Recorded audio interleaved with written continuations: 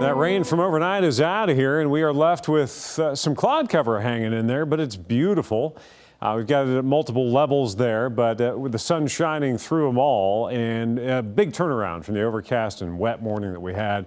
Visibility is still down ever so slightly into our far eastern mountain counties. Some low cloud cover, the tail end of the rain wrapping up there over the last couple of hours.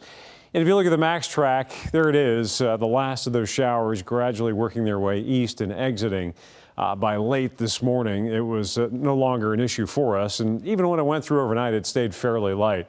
Precipitation amounts barely registered, trace amounts to hundredths of an inch in the bluegrass with a band of a tenth of an inch or two. The highest amounts out towards Jackson on the Kentucky Mesonet, and as well Hindman, where you had around 2/10 of an inch, maybe a quarter of an inch of rain. Had a band of moderate showers go through just to our south. So here comes a ridge of high pressure. It is going to build in from the northwest, and it is going to keep things quiet.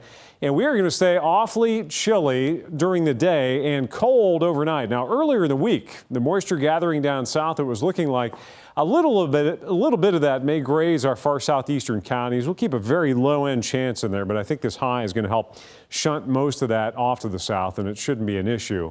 And really, we are just cold. That is the big story for the next really few days, all the way through the end of the week. You've got this big upper trough, essentially cold air aloft, and it is not only dominating the Great Lakes, but it is punching pretty far south. That cold air reaching all the way down toward the Gulf Coast. So still unseasonably cold into Wednesday and Thursday. We're still doing it. Temperatures running anywhere from about 10 to 15 degrees below normal for this time of the year before we finally start to see some moderation into the weekend. So that means chilly days, but that also means cold nights. It's 45 in Lexington. In the low temperature trend, look at that. 3 mornings in a row where we've got the potential to not just get down to freezing, but also get down even into the upper 20s. So some cold stuff.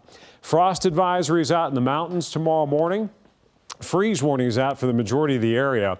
We've hit freezing, but we just got down to freezing and then went back up. When the National Weather Service issues a freeze warning, that means we're going to be down to or below 30 degrees for a couple of hours, and that has the potential to do damage to, of course, anything that's growing outside, anything you want to protect. And we're not going to do it for just one day. We've got multiple mornings of this coming up.